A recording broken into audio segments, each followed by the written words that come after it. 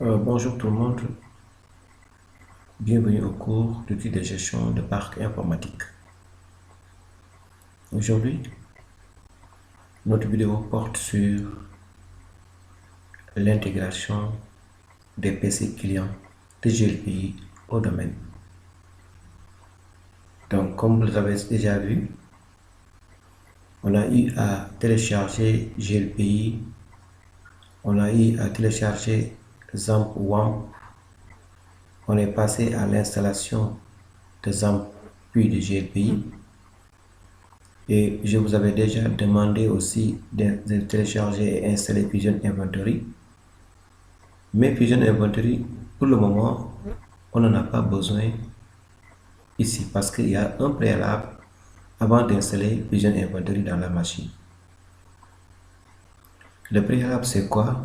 C'est d'abord de créer la jonction entre le serveur de GLPI et ses PC clients.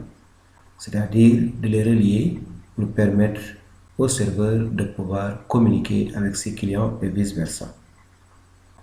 Raison pour laquelle aujourd'hui je vais vous montrer comment intégrer les PC clients au domaine. Sans plus tarder, nous allons directement aller sur la configuration. Donc, dans un premier temps, il faut donner un nom à votre ordinateur et l'inscrire dans le domaine. Avant cela, il faut vérifier d'abord que vous avez déjà mis la configuration IP au niveau du PC client. Donc, on va ouvrir Centre réseau et partage. On va d'abord entrer dans les paramètres Ethernet et on va dans Centre réseau et partage. Et ce qui nous donne modifier les paramètres de la carte. Ensuite, vous allez sur Ethernet, faites clic droit. Vous allez faire clic droit. Vous allez dire propriété.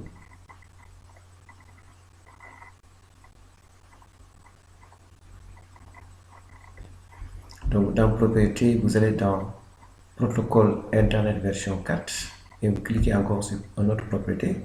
Donc, si vous regardez ici, vous avez deux options. Obtenir une adresse IP automatiquement et utiliser l'adresse IP suivante.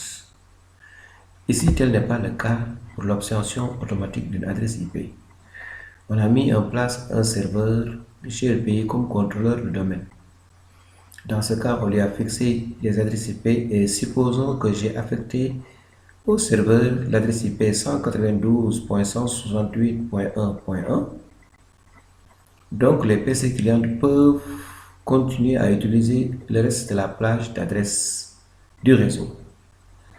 Donc, pour fixer une adresse IP manuellement, je vais dire utiliser l'adresse IP suivante. Et là, je vais proposer cette adresse qui reste dans la même plage d'adresse que le serveur. Donc, 1.2 et je mets le masque. La passerelle par défaut n'est pas une obligation.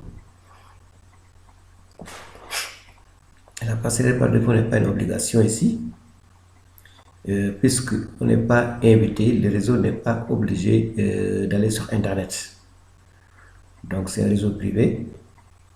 Le fait de mettre passerelle ou pas, ça ne change rien ici.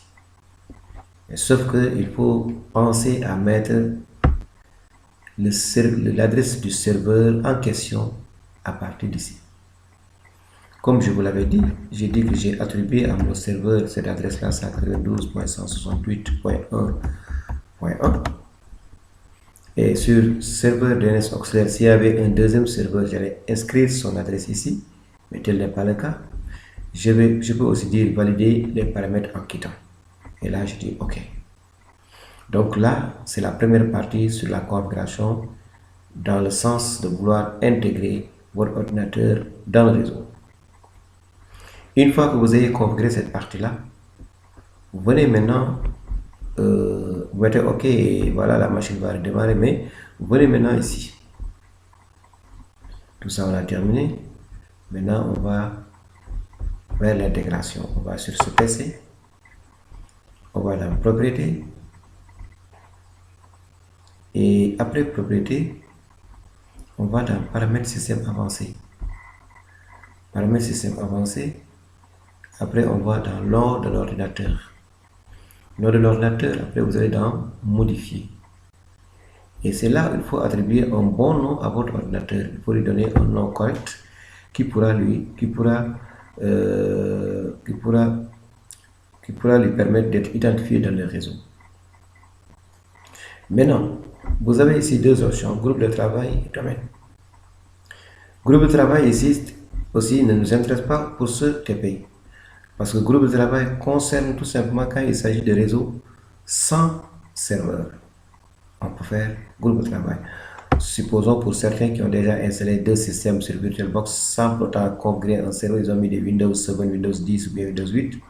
Donc eux, ils seront concernés par le groupe de travail. Ils vont utiliser un groupe de travail pour permettre de relier les deux machines pour qu'elles communiquent. Mais si quelqu'un a déjà mis un serveur, a mis en place le serveur 2012, Linux et quelque chose comme ça, lui il sera intéressé par le nom de domaine. Donc il faut cocher domaine et vous inscrivez ici le nom de domaine. Une fois cela, vous cliquez sur OK et automatiquement vous allez recevoir un message de bienvenue au domaine tant. Et là ça vous permet de voir que vous êtes déjà dans le domaine et vous avez intégré votre PC dans le domaine. Merci de votre attention et je pense que après la vue de cette vidéo, tout le monde pourra en mesure de réaliser ce TP, c'est-à-dire parvenir à intégrer son PC client au domaine existant dans sa machine. Donc merci de votre attention et à la prochaine.